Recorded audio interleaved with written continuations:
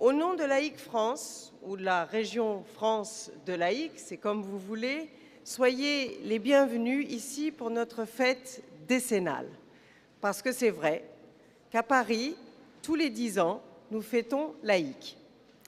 Cette fois-ci, nous sommes réunis ici, à l'UNESCO, et j'en profite pour remercier sincèrement l'UNESCO de nous accueillir ici. Parce qu'il y a une raison précise pour laquelle nous sommes ici et non ailleurs. Mais je laisserai le soin au groupe Histoire tout à l'heure de vous expliquer tout ça. Ils le feront bien mieux que moi. J'aimerais également remercier Brito. Brito est un artiste contemporain, brésilien, de renommée internationale et qui, j'ai dit brésilien, certains auront peut-être déjà deviné, par amitié pour Méoué, nous a fait la gentillesse de créer une œuvre et de l'offrir à la région France de Laïc à l'occasion des 60 ans de notre association. Merci Brito, et je pense que vous tous aurez l'occasion de ramener une œuvre de Brito chez vous.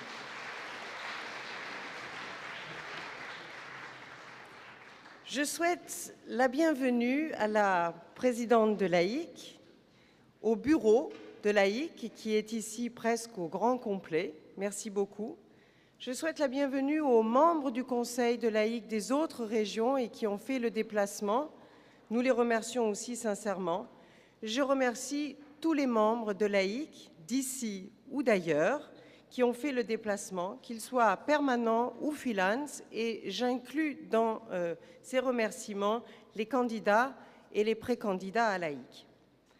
Je souhaite la bienvenue aussi aux chefs interprètes qui sont ici parmi nous, qu'ils soient en activité ou qu'ils soient anciens chefs interprètes, parce que je sais que ceux-là aussi sont bien représentés aujourd'hui. Et ils représentent le Parlement européen, la Cour de justice des communautés européennes, l'OCDE, l'OTAN, le Conseil de l'Europe. Merci beaucoup d'être venus et d'être avec nous aujourd'hui. Sont également parmi nous, et cela nous fait très plaisir, les représentants de la DGA du ministère de la Défense, de la DGLF du ministère de la Culture, de l'UNESCO, de la FILS, que nous écouterons tout à l'heure, de l'AITC, de l'AFNOR, l'Observatoire européen du plurilinguisme et le MUSEM. Merci beaucoup d'être venus et je sais que nous avons beaucoup de points en commun et des centres d'intérêt qui nous sont communs. Je m'en voudrais d'oublier nos 3 écoles d'interprètes, l'ESIT, l'ISIT et l'ITIRI, qui sont ici aujourd'hui avec des étudiants de ces 3 écoles, ce qui me semble quand même très important. Je m'adresse à tous les étudiants. Merci d'être venus parce que vous êtes la relève, vous êtes nos futurs collègues et j'espère aussi des futurs membres de l'Association internationale des interprètes de conférences et je souhaite la bienvenue aux interprètes en langue des signes qui sont venus eux aussi être avec nous aujourd'hui.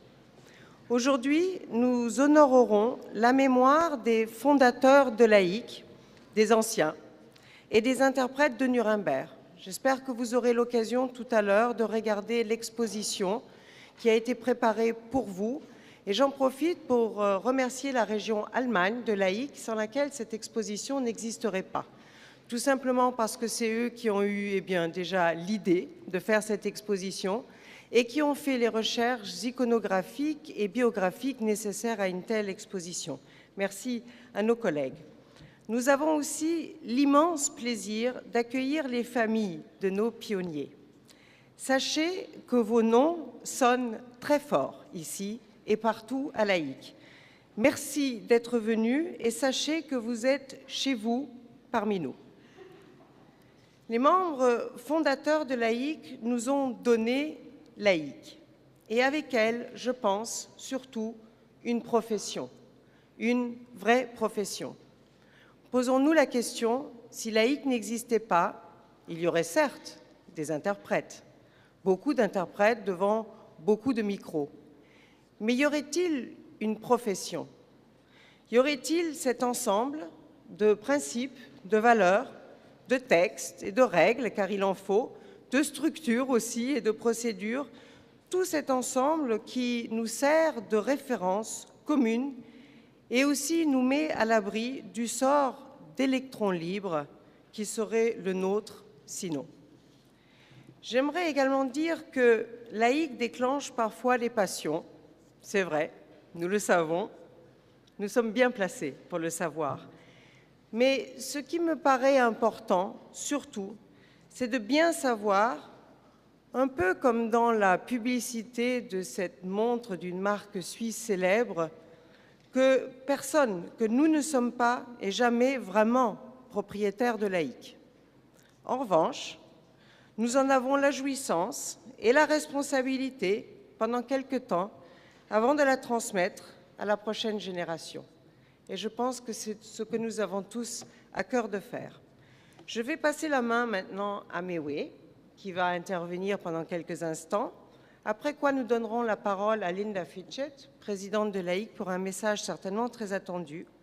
Ensuite, à la vice-présidente de la FIL, Céline Juillet. Permettez-moi un mot d'explication à propos de l'intervention de la FIL ici aujourd'hui. À la dernière assemblée de laïque à Buenos Aires, nous avons fait beaucoup de choses, échangé beaucoup de textes, c'est vrai. Nous avons aussi apporté un changement à nos textes dont nous parlons un peu moins, mais qui nous semble, et me semble en tout cas, très important.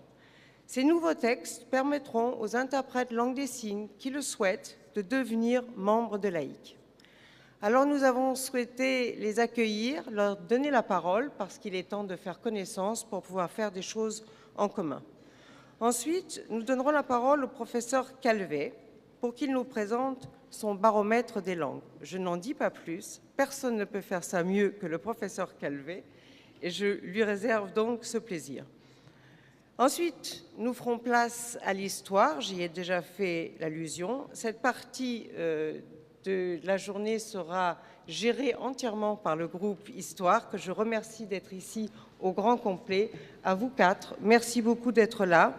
Nous passerons ensuite à une conclusion musicale avec notre collègue Susanna Bartila, accompagnée d'un ami. La musique est aussi importante, et ce qui est important aussi, c'est après le verre de l'amitié auquel vous serez tous invités. Merci.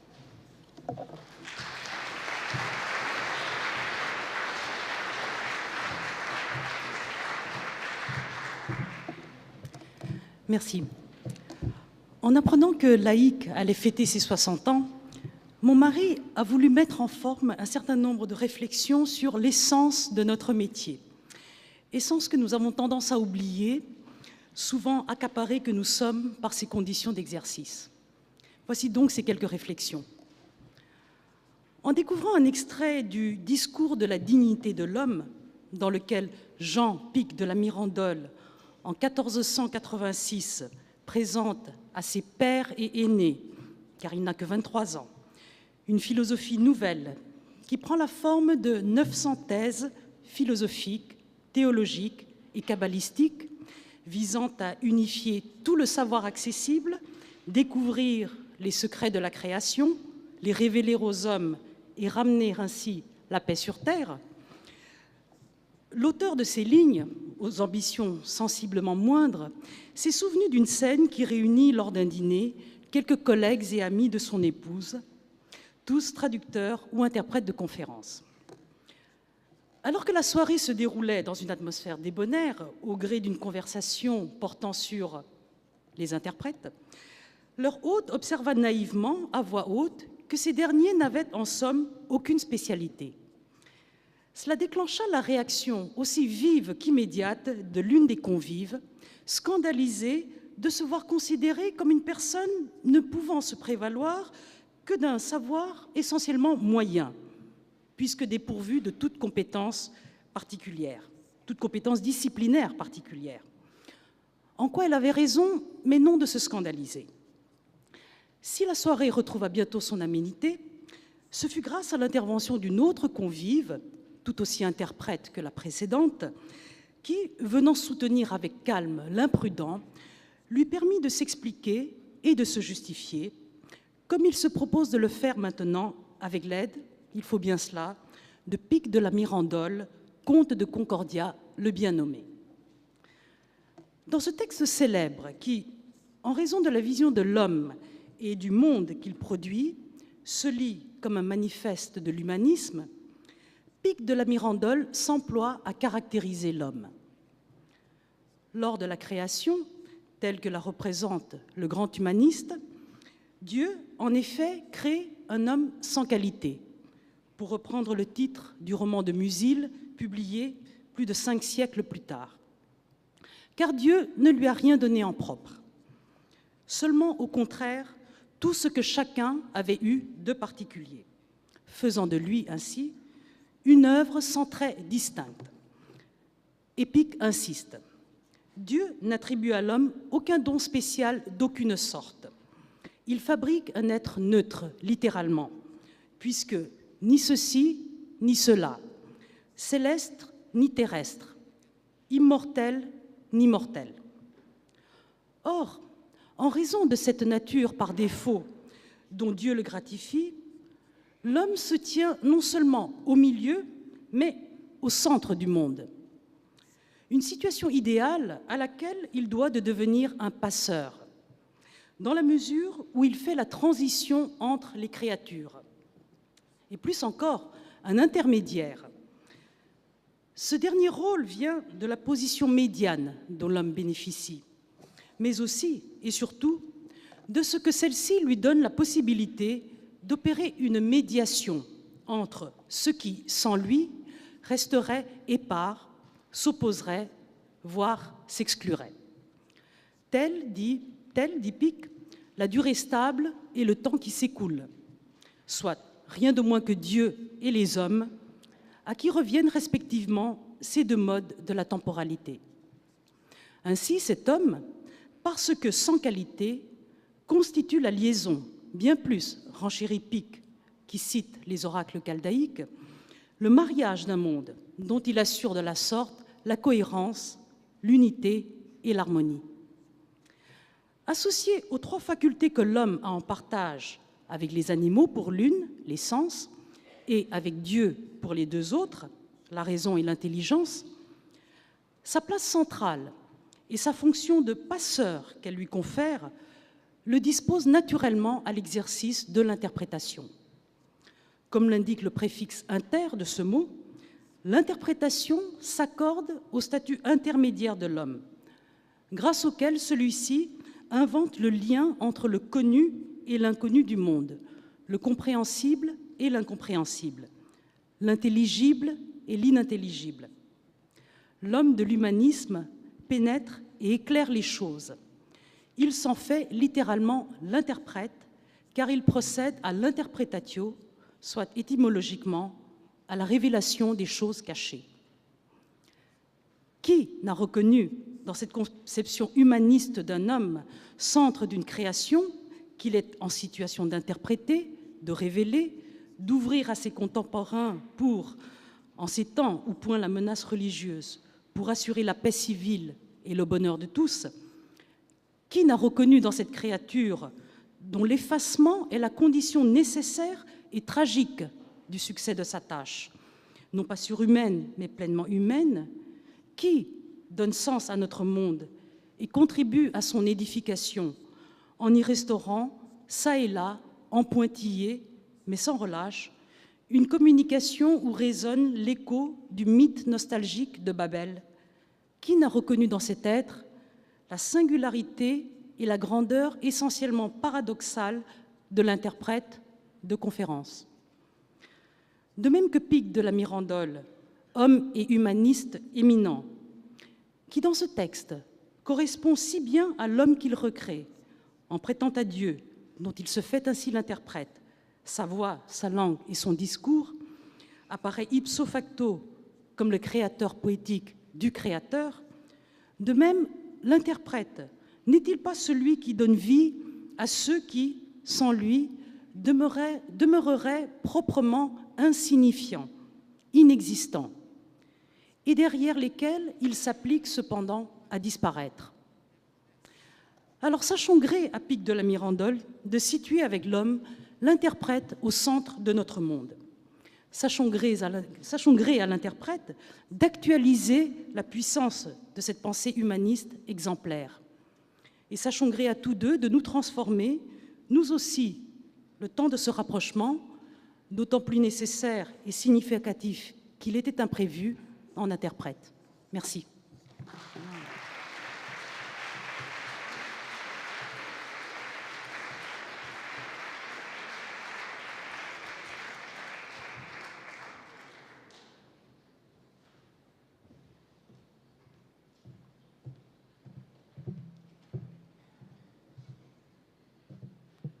Il est bien difficile de suivre un tel texte philosophique et il faut maintenant descendre un peu plus terre à terre.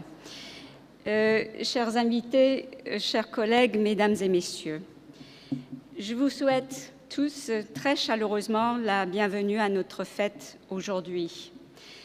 Je pense qu'on a énormément de chance à voir un grand soleil briller pour nous, parce que j'avais peur d'avoir dit au début que je vous souhaite une chaleureuse bienvenue à cause des températures à l'extérieur. Mais enfin, aujourd'hui, c'est le soleil qui accueille notre fête.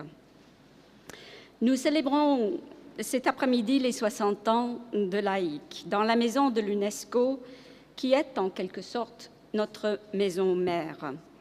Car, comme vous allez sans doute entendre plus tard, c'est ici que notre première assemblée a été convoquée le 11 novembre 1953.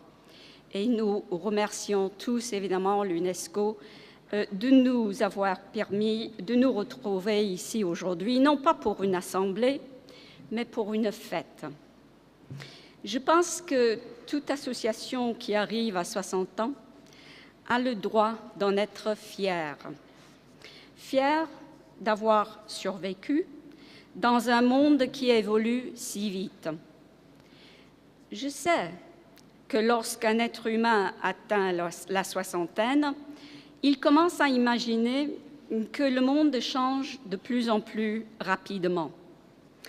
Mais on me dit que même aujourd'hui, les jeunes sont aussi conscients de la rapidité de cette évolution et sont donc obligés de changer de smartphone, d'iPad ou même de lecteur MP3 tous les mois, au grand chagrin du budget familial. C'est le progrès rapide de la technologie qui fait changer le monde et notre profession, et qui influe aussi sur notre propre budget de l'AIC. Ceci est un petit clin d'œil aux membres de notre conseil de gouvernance qui sont présents aujourd'hui, que je salue, mais qui trouvent notre budget IT aussi très élevé. Fiers, je crois, aujourd'hui, de nos pères et mères fondateurs qui ont eu la vision de créer notre association à laquelle ils ont donné des structures et des règles, puis de créer toute une profession avec un code déontologique et des normes de travail qui ont été copiées pour devenir la base de notre profession dans le monde entier.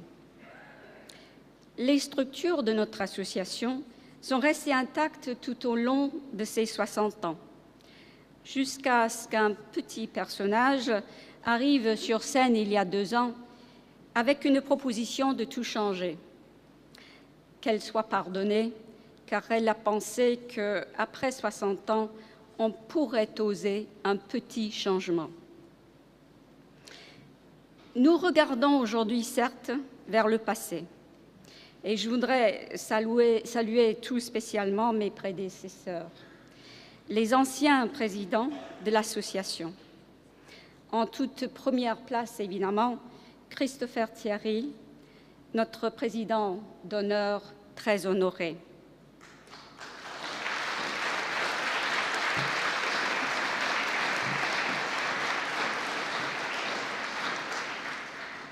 Christopher était membre fondateur et source d'inspiration déjà pour plusieurs générations d'interprètes.